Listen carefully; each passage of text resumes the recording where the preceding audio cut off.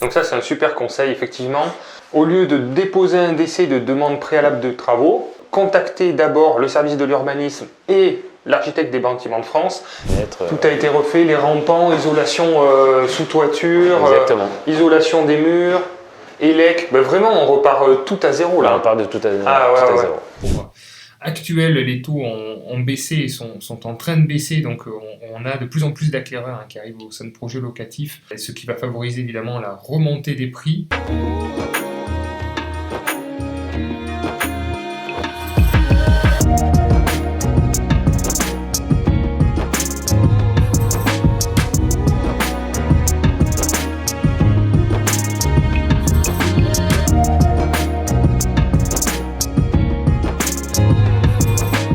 Bonjour à tous, bienvenue dans cette nouvelle vidéo, Bonjour. Une nouvelle fois accompagné de Vincent. Salut bienvenue Robin. Une nouvelle Bonjour fois à tous. sur YouTube et merci de nous présenter encore une fois un nouveau projet. Donc avancer avec un client, on ne va pas rester dehors, il fait pas très beau, il pleut un peu. On voulait juste montrer un petit peu l'emplacement, où on est situé. Est-ce que tu peux grosso modo nous expliquer le projet que tu vas nous présenter aujourd'hui? Bien sûr, donc on est sur la rue Alsace-Lorraine, une des artères principales pour aller dans le centre de Bourg-en-Bresse. Donc on a un emplacement stratégique juste en face de la célèbre brasserie de Bourg-le-Français. Et donc on a un immeuble qui est juste derrière nous, donc dernier étage, donc un plateau de 80 mètres carrés, un appartement qu'on a redivisé en deux. D'accord. Donc pour faire deux appartements T2. Voilà. Parfait, bon emplacement, donc tu travailles beaucoup avec des marchands de biens aussi. Ton secteur de prospection, donc ici on est à Bourg-en-Bresse, mais tu te déplaces à environ 1 heure autour de Lyon, donc voilà, et notamment le secteur de prédilection quand même est l'Ain et notamment la ville de Bourg-en-Bresse sur lequel on a des prix mètre carré qui sont encore hyper attractifs et on arrive à faire de belles choses. Qui permettent d'avoir des bons équilibres financiers. Allez, on envoie le coût total du projet et le rendement attendu rapidement et puis après on va sur place. Ouais, ça marche. Alors coût total du projet, on est sur du 150 000 euros environ, donc 77 500 net vendeurs pour l'acquisition. Les frais de notaire, les frais d'agence, mobilier et travaux, on fait une enveloppe de 150 000, donc 56 000 de travaux exactement. D'accord. Et en termes de location, donc il va y avoir la création de 2 appartements. 2 appartements T2, donc et en termes de prix sur la location, on va être entre 580 et 640 sur du locatif meublé, longue durée. Voilà. Et donc là, l'idée c'est de commencer éventuellement sur du mix, un appartement meublé longue durée et un appartement Airbnb pour venir encore un petit peu booster. Et voilà, on sait très bien que d'ores et déjà, si la cliente fait 2 appartements meublés, on est sur du 9,5 en termes de rendement, avec un cash flow qui sera autour un petit peu plus de 300 euros de cash flow. On arrive encore à avoir des bons équilibres financiers avec les taux actuels. Exactement, on y arrive, sachant qu'on était sur une projection à 4%, donc et que là aujourd'hui on a des taux qui ont baissé. Très bien, bon, on va vous montrer tout ça. Allez, c'est parti. Allez, c'est parti.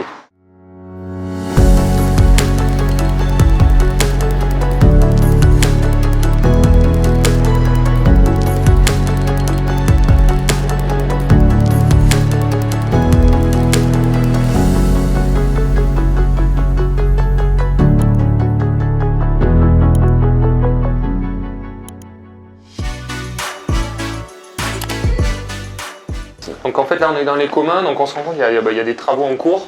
Tout à fait. Comment ça se passe lors de la vente justement? Les travaux ont été actés avant? Alors ça a été acté dans la promesse en effet que le vendeur fasse la colonne électrique. On a plusieurs appartements sur chaque niveau, donc toute la colonne va être reprise par Enedis. Donc du coup, le vendeur a pris à sa charge tout ça, donc les travaux sont en cours. D'accord, donc c'est bien, tout a été acté avant la vente, c'est pas la charge des acquéreurs. Exactement. Tout sera fait au moment de la vente, à la fin, tout est pris en charge par le vendeur. Il y a des choses qui ont déjà été faites, il y avait notamment des fenêtres quand on monte qui étaient cassées, il y a des petites choses qui ont été déjà faites initialement par le vendeur. Très bien, donc il faut bien vérifier toutes ces petites choses-là. Là, bon, c'est un projet, on a compris, c'est un marchand de biens qui a divisé et qui revend à des investisseurs, mais de manière générale, il faut regarder les dernières assemblées générales, on peut remontrer sur les 2-3 dernières assemblées générales.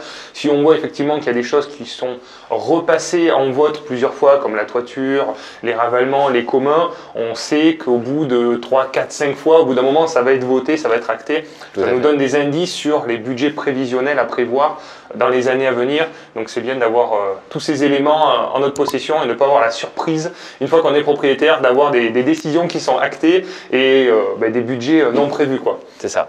Donc parfait, ok, on va voir ensuite. Allez. Donc là voilà, ils ont refait des petits carreaux et tout ça qui étaient... Ouais. Bah là c'est costaud les communs, c'est pas mal parce que les marches c'est du solide, c'est de la pierre. Ouais, sauf le dernier étage où on arrive sur du bois. Ok, donc là on arrive sur un demi-palier en fait.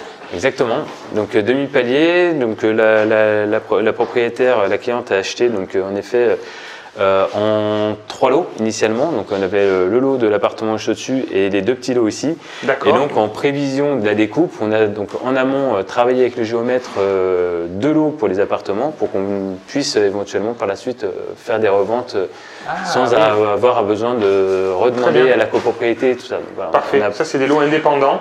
Donc on a des lots indépendants ici et on a bien maintenant 2 lots également sur la copro. Donc voilà, donc la cliente ne sera pas embêtée pour revendre derrière, elle n'aura pas besoin de faire passer son géomètre pour la découpe. Ça c'est hyper important de parler de ça parce que souvent on voit des divisions non officielles et qui peuvent poser problème après au moment de la revente. Exactement. Et donc là, le vendeur a déjà bien divisé les lots qu'on va voir, donc les appartements qui sont divisés par 2 avant l'acte authentique, ce qui permet d'être bien identifié au niveau des lots. Et donc là on voit, bon alors justement on est vraiment dans le dur, c'est pour ça qu'on veut vous montrer un peu les chantiers parce que c'est vraiment là au début ça peut faire peur. On verra plus tard, on pourra peut-être faire une vidéo après travaux. Là, on va dire que c'est en cours de travaux, c'est déjà divisé, voilà. Donc c'est entre deux justement, on est au milieu à peu près des travaux. Exactement. Là, donc les compteurs vont être posés, il va y avoir 2 compteurs, c'est ça? Donc on a 2 compteurs en fait. Initialement, alors bizarrement, quand on a visité avec les clientes, on a vu qu'il y avait déjà 2 compteurs. Parfait. Voilà, alors 2 anciens compteurs, mais déjà 2 compteurs sur l'appartement, donc ce qui était plus simple à envisager du coup aussi. Donc c'était un vrai plus. Bon, parfait. 2 compteurs ELEC. Après, il y aura l'eau après avec on a déjà un compteur d'eau, donc là on fera une division au niveau du compteur d'eau. Et donc là sur les demi-paliers, donc ce qu'on a vu avec la cliente, c'est éventuellement, donc là on est sur les anciens paliers avec les WC comme à l'ancienne. Ouais. Mais donc là on va faire une sorte de petite buanderie, étant donné qu'on va tester le Airbnb, voilà, ou alors même pour la location meublée longue durée, d'avoir une petite buanderie avec une boîte à clés qui permettent en fait aux locataires de venir ou aux voyageurs de venir faire leur lessive directement.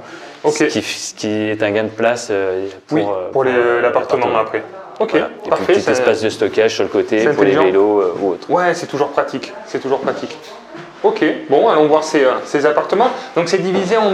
C'est quel type d'appartement là, les 2 appartements? C'est des T1? Donc là, ce sont 2 T2. 2 T2, d'accord, très bien. Un de 35 mètres carrés et l'autre d'environ 38 à peu près. D'accord, très bien, oui, donc de taille correcte. Ouais. Donc là on voit bien, on a un petit couloir, c'est ça qui donc dessert. Voilà, donc on a un petit couloir qui dessert. Donc initialement c'était fermé ici. Donc on avait une ouverture sur l'appartement, donc on avait un grand appartement côté rue et une ancienne chambre de bonne avec un grand espace placard KGB qui ne servait strictement à rien. Donc en fait ils ont tout retravaillé l'aspect de l'appartement. Donc on a refermé, on a refait des ouvertures, on a redéplacé, on a passé des évacuations sous plancher. D'accord. Et donc là maintenant, on a retravaillé les 2 appartements, les espaces. Et donc ça fait des petits apparts plutôt sympas. Super, donc tout a été rasé, cloison, on repart à zéro. Exactement. Il y avait des murs porteurs, des contraintes techniques par rapport à ça? Non.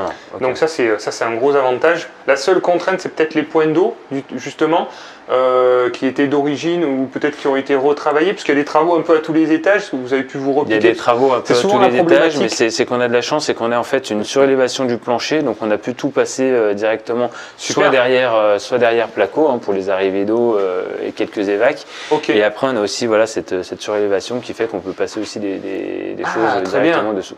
D'accord. Oui, parce que alors c'est vrai que ça peut être la contrainte, c'est souvent pour les évacuations, le fait d'avoir de l'espace, parce qu'il y a des distances à respecter pour les pentes, etc. Exactement. Alors il y en a qui, quand on n'a pas le choix, font des petites marches pour essayer de récupérer un peu de distance. Et là, c'est intéressant de voir finalement l'espace disponible sous plancher.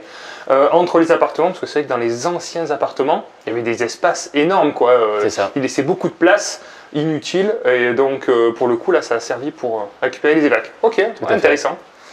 Alors là, on rentre là et on rentre là, en fait, c'est deux appartements. Exactement, donc deux appartements, donc on aura les deux portes palières directement. Donc là, on rentre ici directement dans le premier appartement. D'accord. Donc ici, on va voir la salle de bain. D'accord, très bien. La salle d'eau. Ok, petite salle d'eau bien optimisée. Exactement. D'accord. Là, les compteurs électriques. Voilà, c'est les deux compteurs voilà, qui étaient là-bas et qui vont revenir. Bon, on va aller en hop. Pour ceux qui veulent des compteurs à vendre, pas cher, 2 compteurs EDF, c'est pas compliqué à avoir. Ok, très bien. Ici, on va voir donc le toilette. Ok. Toilettes séparées. Toilettes séparées. Donc là, on aura une chambre. Donc 9,8 m² au sol. Ouais, ok. Donc avec un Velux qui a été posé pour apporter de la luminosité. Parfait. Donc là, on a eu toutes les autorisations au niveau des DP. On a eu des projets où on s'est vu refuser, étant donné que Bourg-en-Bresse, on est sur un secteur qui est en zone ABF. Ouais. Donc on a pris les devants avec le vendeur, c'est le vendeur qui a fait les DP pour la cliente. Donc on est directement allé voir l'architecte des bâtiments de France sur place en lui demandant son cahier des charges. Donc il nous a donné toutes les grandes lignes. On a redéposé la DP et qui a été validée. Donc parfait. Donc ça c'est un super conseil effectivement. Au lieu de déposer un décès de demande préalable de travaux, contactez d'abord le service de l'urbanisme et l'architecte des bâtiments de France, les rencontrer, faire un rendez-vous, quelles sont leurs dispositions, leurs attentes, et faire les déclarations en fonction de leurs attentes, parce que vous allez gagner du temps. Sinon, ça va faire un ping-pong administratif où tout le monde perd énormément de temps, et on a l'impression de ne pas se comprendre entre ce qui est demandé par l'ABF et puis nous, ce qu'on veut. Et donc, l'idée, c'est d'avoir une discussion, en fait, entre nous et ce qui est attendu, et de trouver des points d'accord avant de déposer la demande. Donc ça c'est vraiment quelque chose qui fait gagner beaucoup de temps aussi et donc très important parce que souvent tout est lié, les travaux après on perd du temps, on a besoin que tout s'enchaîne assez vite. Donc là super, en plus si c'est le vendeur qui a fait ça avant, c'est une contrainte en moins pour les acheteurs. Et on a eu l'ADP avant la signature de l'acte authentique, donc c'était un vrai plus pour tout le monde. Ok, très bien. Donc là, là la partie petite cuisine. Et donc là, on aura en effet donc la partie salon, cuisine, donc petite kitchenette ici avec une petite fenêtre. Donc voilà. Ok. Là, c'est pour étudiants, jeunes actifs. On va plutôt cibler en effet des étudiants et des jeunes actifs. Ouais, très bien. Donc là, c'est le plus petit appartement des deux. Donc on est sur à peu près 35 m² surface totale. Et donc là, on arrive sur le deuxième appartement. D'accord. Donc plus grand, plus lumineux, avec une pièce de 17 m², donc pièce salon, cuisine, qui sera là ici le long. Ouais, c'est bien. Donc là, les artisans sont encore sur place. On a la girafe, il y a les bandages. Ils nous ont laissé la place pour faire la vidéo d'ailleurs, merci à eux. On mettra un like. Ils étaient en train de travailler. Donc ici, on a la chambre. Ouais, très bien. 12 m², grande chambre. Ouais, carrément. Ah ouais, super. Donc avec les fenêtres. Tout a été refait, les rampants, isolation sous toiture, isolation des murs, élec. Vraiment, on repart tout à zéro là. On part de tout à zéro. Bah, là, ce qui est même parfois plus simple pour les artisans, c'est des fois on veut conserver des murs, etc. Mais je sais que moi, les sociétés avec qui je bosse préfèrent partir de zéro, raser. Et ils repartent directement. J'ai eu cette discussion avec un artisan justement sur un projet là où on a des cloisons qui sont à peu près distantes, qui pourraient à peu près convenir à notre projet. Mais au final, l'artisan préfère tout casser parce qu'il me dit sur les vieux murs anciens pour racler, enduire, poncer, renduire, il perd un temps fou. Il me dit je préfère tout détruire. Je perds un peu de temps, mais c'est tellement plus simple après avec le placo, faire des bandes et repartir sur des murs sains plutôt que rattraper tous les enduits. En fait, l'un dans l'autre, en termes de prix, il me dit ça sera à peu près kiff-kiff, légèrement plus cher pour la fourniture, mais très peu. Et par contre, il va gagner beaucoup de temps. Donc, on repart sur du neuf, on met de la laine dans les cloisons, on isole mieux. Et je suis d'accord, vaut mieux des fois et on y gagne tout raser. Sur les notes énergétiques, on y gagne. Exactement. Ok. Très bien. Et là, donc, on aura la future salle d'eau. Parfait. Très bien. Ok, ouais, bah c'est bien optimisé. C'est bien optimisé. Le petit caisson, là, ça c'est pour la BMC, je suppose? Tout à fait. D'accord, qui va partir et donc qui va récupérer l'extérieur. Ça, c'est toutes les petites contraintes techniques qu'on peut avoir justement. Oui, après, on a la toiture au-dessus, donc ça repart sur la partie haute. C'est l'avantage des derniers étages, c'est que techniquement, pour les legs, on arrive à retravailler un petit peu les BMC, c'est un peu plus simple. Tiers du projet. Donc on est bien sur un appartement de 80 mètres carrés pour le coup qui a été divisé en 2 logements pour optimiser la rentabilité comme vous avez pu le voir. Donc plein centre-ville, bon, vous voyez avec tous les centres d'intérêt évidemment à côté. Donc l'avantage c'est qu'il y a les 2 compteurs électriques, donc un studio et un T2. Voilà, forfait travaux, vous avez compris, 50 000 €. Voilà, toiture en bon état, proximité de tous les centres d'intérêt. Voilà, donc possibilité de booster en Airbnb, mais bon, là on est parti sur une location longue durée en meublé. Alors sur la partie financière, donc on a bien 2 appartements, un appartement un petit peu plus petit qui se louera 590 € et le deuxième 640 €. Ce qui nous fait un total mensuel de 1 230 € et un total annuel de 14 760 €. Au niveau du prix du bien, donc 77 500 € pour le prix d'acquisition, les honoraires projet locatifs de 6 200 €, les frais notaires de 6 200 € également, et les travaux sont donc de 56 000 €. Un peu de meubles, 4 000 €, ce qui nous fait un total de quasiment 150 000 € à financer. Par rapport au financement, donc, le client a emprunté sur une durée de 20 ans avec un taux d'emprunt de 4%. Si vous suivez un petit peu le cours actuel, les taux ont baissé et sont en train de baisser, donc on a de plus en plus d'acquéreurs qui arrivent au sein de projets locatifs, ce qui va favoriser évidemment la remontée des prix. Ensuite, un taux d'assurance à 0,16, un peu d'apport dans ce projet, 20 000 €. Donc le total à financer, on va dire environ 130 000 €. Ce qui va faire effectivement des mensualités d'emprunt à 800 € par mois, et donc on a un total effectivement, toutes charges comprises, de 879 €, ce qui nous fait un cash flow mensuel de 350 € pour effectivement un capital amorti, et c'est ce que je vous dis souvent, c'est le capital qu'il faut regarder et pas forcément le cash flow, c'est là où on s'enrichit, c'est le remboursement du capital, de 541 € par mois. Et donc, on peut calculer la rentabilité moyenne, même si, évidemment, je trouve que la rentabilité ne veut trop rien dire. On regarde surtout les équilibres financiers, le capital amorti et puis éventuellement le cash flow. Mais ça donne un indicateur de base, on est quasiment à 10% de rentabilité. Effectivement, avec une belle enveloppe travaux à déduire, ce qui va permettre d'avoir une charge reportable sur plusieurs années et qui permettra bien sûr d'éviter la fiscalité pendant les premières années d'exploitation. Bon, beau projet. Donc la cliente, elle a acheté via une structure particulière. Quel est son profil et La cliente a acheté en nom propre, donc voilà. Donc elle travaille en Suisse. D'accord. Voilà, donc elle est frontalière. Donc voilà, tous les revenus, tout allait bien pour le projet. Donc pas réellement de difficulté sur la partie financement. Ça c'est un peu plus. Et donc voilà, donc là on l'a acheté en direct, voilà, avec une belle négociation. Ouais. Exactement, voilà, parce que c'est vrai qu'on avait un prix de vente à 90 000, voilà, et donc voilà, réussi à gratter un petit peu sur le prix de vente, et surtout une enveloppe travaux qui a été budgétisée et maîtrisée, voilà, 56 000 €. Donc on a des prix qui sont relativement très intéressants. Tout à fait, puisque là on est en dessous de 1 000 € le mètre carré à peu près, puisqu'on est 35 plus on avait 80 à peu près de surface 80 plancher, mètres carrés, 56 000 €, ouais, c'est très raisonnable. Après, c'est des artisans avec lesquels tu travailles régulièrement. Tout à fait. On a fait des vidéos avant aussi où tu as l'habitude d'aménager des plateaux, donc tu fournis aussi beaucoup de travail, ce qui permet justement d'être gagnant-gagnant en fait, c'est toujours ça. Exactement. Donc un peu de différé, je suppose, pour la cliente, pour le temps de faire les travaux. Elle a réussi à avoir un petit peu de différé, donc 1 an de différé sur le projet. Donc après, c'est vrai que sur les banques, en fonction des projets, on a certaines difficultés à avoir du 2 voire 3 ans. Oui. Mais voilà, donc là aujourd'hui, 1 an de différé, ce qui est déjà pas mal. Aujourd'hui, les travaux avancent relativement vite. Hein, c'est un projet qui a été acté avant le début de l'été. Donc voilà, et donc là, le temps que tout se mette en place, ça allait relativement vite, quoi. Là, on imagine encore peut-être 1 mois de travaux À peu près, hein, grosso modo. On est sur du fin septembre, début octobre pour la remise des clés.